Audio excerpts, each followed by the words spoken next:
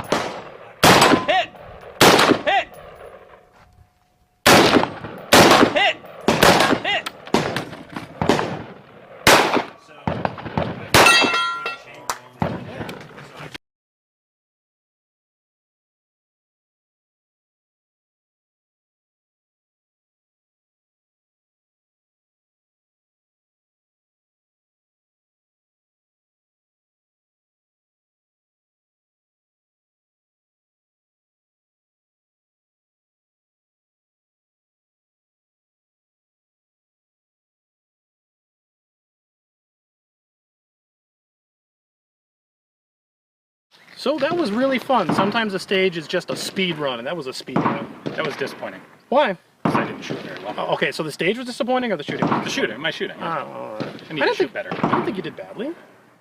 What was your time? 52. What was my time? 78. I rest my case. Yeah, but you were shooting a single stack 19 or Ballester Molina too. Didn't that have a problem? Not as much as this. Yeah, what was it? No, there were a lot of misses. Yeah. If you look at the footage, I miss, hit. You think you were just going too fast? Not a good enough sight picture. Yeah, Yeah. it'll do that. That said, these guns have run incredibly reliably today. Yes, we have had literally no malfunctions of any kind. Not one. Actually, I can't quite say that. Okay. The guns have had no malfunctions of any kind. Yeah. My new 20-round Brownells mag didn't. Oh. The very first stage, Yeah. I went to change, loaded it up, had the bolt all the way back, dropped it, wouldn't chamber the round, pulled it, did it again with 19 in the mag, wouldn't chamber a round, Yes. put the mag in a bag, and didn't look at it for the rest of the match. Okay. I have a couple of original Colts. Yeah. They run great. You ran original, a couple of the different vendors, but original period GI mags. Yep. They run great. Yep, and they're easy to get. 20s are not Yeah. very desirable in the world anymore. Right, everyone wants 30s. And by the way, so if the audience wants to know, although you're shooting a retro gun, this will take standard modern mags. Yeah, You could all put of them. 30s in here, you could put P mags in here, you could put Lancer, you could put a D60. D-mag, yeah. But it's fun to shoot the proper 20s. Yeah, exactly. Now the Brownell 20 I had, the first time I tried to chamber it, it didn't quite make it, and I had to run it a second time. Like I don't know if they're just a little too, the spring's a little too strong. I'll be honest, I don't like the feel of them. They do feel different. Any of the mags I've gotten. They feel different than the GI mags. Yeah. There's a weird thing. You pick up the Colt mag, and it's got like a heft to it. Not heavy, but I think there's a difference in the surface finish. But there's also a weight difference. Like not in terms of, but the way it just feels, it feels more rigid. I don't know how to put it. But I mean, the Brownell mag will work. I'm not saying it won't work. It comes with one. But I would augment the rest of your gun with just Colt surplus 20s. I would take the Brownells mag and go, Boop. Okay.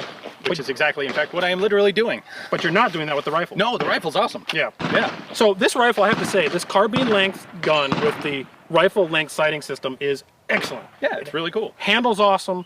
It feels really smooth. It's a little bit shorter. It's nice and light, which we know all the Colt original M16 and AR-15s are really light. That was the whole point of the thing. So then why did these not become a thing? These had reliability issues in full auto. In full auto. Yeah. And these were not around for a very long time before they started. They looked like, okay, we're starting to have some, clearly this isn't quite an optimal gas setup for a carbine.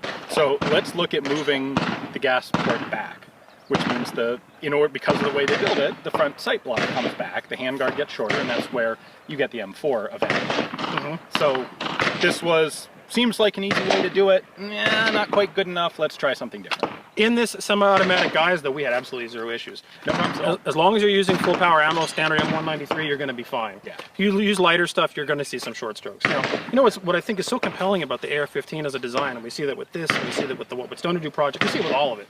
This gun is a helicopter. There's a bunch of parts that work upon one another in a way that you can modify one thing and change another. Like, you could change the buffer weight, the spring weight, you could change the gas length, you could change where the gas port is, you could change the gas port diameter, you could change the weight of the bolt carrier group. And all these things interplay in this really interesting way. And if you know what you're doing, you can make it a very harmonious system. So, like, when they did this, I'm surprised they didn't, like, start playing with, like, different buffer weights and things like that. They didn't seem to go there.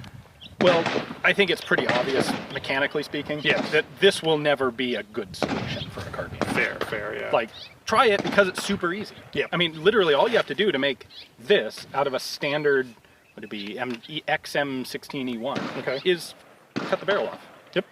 That's it. That is it. So it's a natural first attempt. And then it's natural to look at and go, yeah, that's not...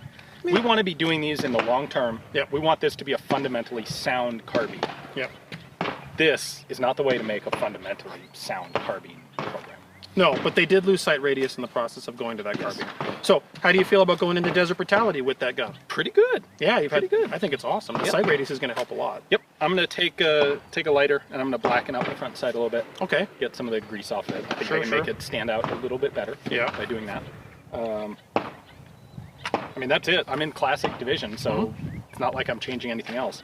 If it weren't for desert brutality, I would very seriously look at putting a better trigger in. Oh, of course. This is pretty much a standard GI mil-spec trigger, which is fine, but I've gotten a little spoiled by some of the aftermarket triggers like we have in the Stoner carbine. Yep. And that would be nice to have, but classic rules at desert brutality prohibit that for obvious reasons. The stock AR-15 trigger, I feel like they're good in terms of that they break nicely, but they're heavy. Yeah, they're a little too heavy. You got like an 8.5, 9 pound trigger pull maybe, as opposed to like when you got the Stoner gun, you got like a 4.5 pound. It's a huge difference. But other than that, these guns are awesome, and for a civilian that's not worried about full auto in this particular rifle length gas system, willing to run full power ammo, this is an awesome new retro rifle from Brownells that shows you where things were going. Yeah. And so when you put this up against your M4 and you put them next to each other, you're like, that's the great grandpappy of the gun that's now the thing. Exactly. And it's really cool. This is a gun they only made an incredibly small number of them experimentally. You'll never buy a real one. There are like 3 people in the audience maybe who can look and go, oh, actually I do have an original one. But no one else will ever have one because you 3 people own them. So it's a really cool chance to have. I love the retro stuff for this. And it's not just Brownells AR-15s. Reproduction stuff to me shines when it's a reproduction of a gun that's just not available. And then it's a gun that you can actually take out and shoot. Yes. If I did have an original one of these, I'd be a little leery about doing much shooting with. Of course. Brownells, I can beat this thing up if I want to. If something breaks, I can get a replacement part, and it's not like I broke, one of 5 existing, Colt 605 firing pins or something. That is truly what I like about reproduction. The other thing I do like about what Brownells did is they retained the full thing. They didn't do some shenanigans where they put like a fake gas tube in and then put like a carbine length gas block, which technically would have made it a better gun. It would have made it a better gun, but this is a retro rebuild of the original 605, and I like that they did this. It's still totally shootable in semi-auto, and this makes me feel like I'm actually shooting a more retro rebuild of an original gun versus something that just looks like a retro gun. Yeah. They really did the right thing. And so that's really cool. And so this is now our second retro rifle from Brownell, or second series. We had the AR-10, which was awesome. Those AR-10s are phenomenal, and now this 605, also.